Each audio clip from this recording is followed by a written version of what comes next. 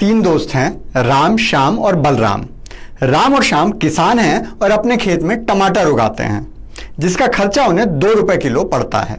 बलराम का ढाबा है और वो राम से 4 रुपए किलो में टमाटर खरीदता है। 2 रुपए राम को बचत हो जाती है। लेकिन श्याम बलराम को सीधा नहीं बेच सकता। नियम के अनुसार वो सब्जी वाले अब्दुल को ही बेच सकता है। अब्दुल उससे 3 रुपए किलो के भाव टमाटर खरीदता है और बलराम को 6 रुपए में बेचता है। इससे बलराम को टमाटर 2 रुपए महंगा पड़ता है, लेकिन श्याम को 1 ही रुपया बचता है। श्याम का भी नुकसान और बलराम का भी। और बिना कुछ किए अब्दुल 3 रुपए कमा लेता है। किसानों से जुड़े केंद्र सरकार के बिल बस इतना कर रहे हैं कि अब्दुल को बीच में से हटा रहे हैं। और यही कारण है कि अब्दुल की सारी नाजायज औलादें इस बिल का विरोध कर रही हैं। हे मनुष्य, बाबा के दरबार में आओ तो घंटी बजा के आना। हेलो और नमस्कार मित्रों। राम, श्याम और बलराम का उदाहरण अगर समझ नहीं आया तो वापस जाकर एक बार फिर से सुन लीजिए, क्योंकि आसान भाषा में कृषि सुधार बिल यही है। हमारी जनता को समझ आ जाए इसलिए कहानी बनाकर सुनाना पड़ रहा है। वो हमारी जनता बहुत भोली है ना, कुछ भी अफवाह उड़ा दो यकीन करने लग जाती है और निकल पड़ती है सड़कों पर झंडा लेकर। और उनको डराने का काम इस कदर किया जा रहा है कि जैसे सरकार उनकी भैंस खोलकर ले जा रही हो। कृषि सुधार बिल ऐसी बहुत सी चीजें करने जा रहा है जिससे न केवल किसानों का फायदा होगा, बल्कि कृषि निवेश, कृषि आधारित उद्योग और ग्रामीण अर्थव्यवस्था को ताकत मिलेगी।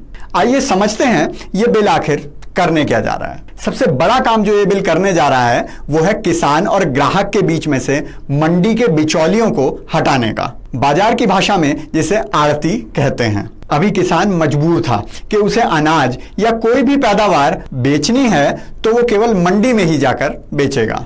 राम बलराम को नहीं बेच सकता, अब्दुल को ही बेचना पड़ेगा। नए बिल के बाद वो कहीं भी किसी को भी अपनी पैदावार बेच सकता है। सीधा बाजार में जाकर ग्राहक को, ग्राहक के घर जाकर दुकानदार को, होटल रेस्टोरेंट को, या फिर ऑनलाइन, जैसे फोन का रिचार्ज ऑनलाइन हो जाता है, ट्रेन की टिकट ऑनलाइन मिल जाती है, और मन करे तो व्हाट्सएप पर भी बात करके सीधा सामान बेच सकता है। अब इसमें विपक्षी पार्टियों द्वारा जो सबसे बड़ा डर दिखाया जा रहा है वो है न्यूनतम समर्थन मूल्य यानी एमएसपी का। हिंदी में बोलें तो मिनिमम सपोर्ट प्राइस। किसान भाइयों को तो पता है, शहरी लोगों के लिए बता दूं कि मिनिमम सपोर्ट प्राइस सरकार द्वारा निर्धारित पैसा होता है जिससे कम भाव पर कोई अनाज किसान से नहीं खरीदा जा सकता। अब डर यह दिखाया जा रहा है कि सरकार बीच में नहीं रहेगी तो प्राइवेट व्यापारी एमएसपी से कम दाम में भी किसान को बेचने के लिए मजबूर कर सकते हैं। चलिए इसे एक उदाहरण से समझते हैं। सब्जी तो खाते ही होंगे आप, अगर नेताओं की तरह अमीर नहीं हैं तो खरीद कर भी खुद ही लाते होंगे। टमाटर क्या भाव चल रहा है आजकल? 80 रुपए किलो। 70 रुपए के भाव वो वाला मिलता है जिसमें सारे टमाटर घुमा घुमा कर देखने पड़ते हैं कि कहीं से पिचका हुआ तो नहीं है, कहीं से फूटा हुआ तो नहीं है। और साल भर में सस्ते से सस्ता भी टमाटर क्या भाव मिलता है? चलो 20 रुपए किलो मान लो। और अगर किसी के यहाँ इससे भी सस्ता हो तो 50 किलो मेरे घर भिजवा देना। आप जानते हैं किसान को इसका एमएसपी यानी मूल्य कितना मिलता है? 400 रुपए क्विंटल, यानी 4 रुपए किलो। 4 रुपए किसान को मिला, 4 रुपए समझो सब्जी वाले ने कमाया, 2 रुपए लाने ले जाने की लागत। बाकी के 10 रुपए किसकी जेब में गए? बिचौलिए की जेब में, आड़ती की जेब में, अब्दुल की जेब में। और जब 80 रुपए टमाटर बिकता है तो भी राम को 4 ही रुपए मिलते हैं क्योंकि एमएसपी है। 80 में से 60 रुपए अब्दुल कमा जाता है।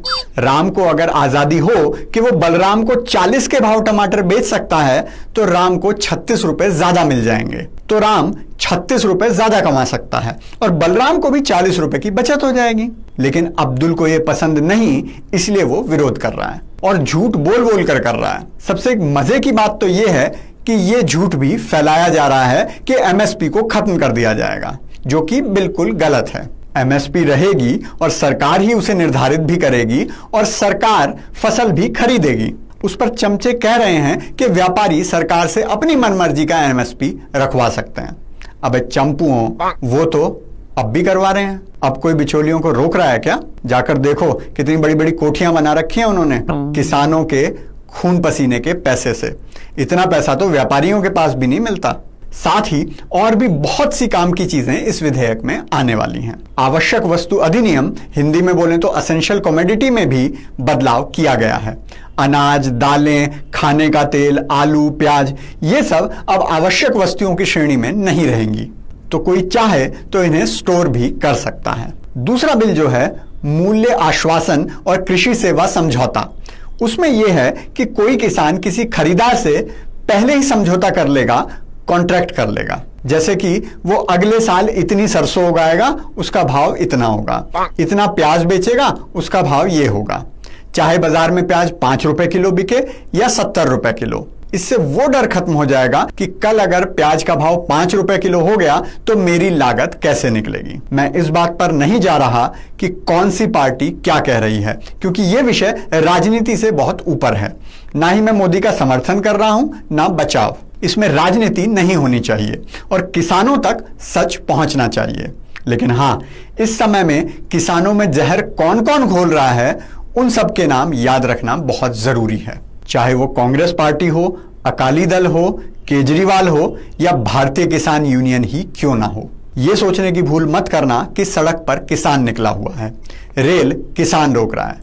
वो तो अपने खेत में फावड़ा चला रहा है और इसी फावड़े से वो मोदी जी के साथ मिलकर बिचौलियों को मंडी से बाहर निकाल देगा। बाबा का आज का ब्रह्म ज्ञान है किसान यूनियन वालों के नाम। देश का किसान ना तो भिखारी है और ना बेवकूफ। आज तक किसी सरकार में इतनी हिम्मत नहीं हुई कि बिचौलियों को हटा सके, नहीं तो उसे इतना विश्वास है कि जो फसल वो उगाता है उसे बेच भी सकता है और उसे सरकार से फ्री का पैसा भी नहीं चाहिए। वो अपनी किस्मत हर परिस्थिति में लिखना जानता है। ये देख लो।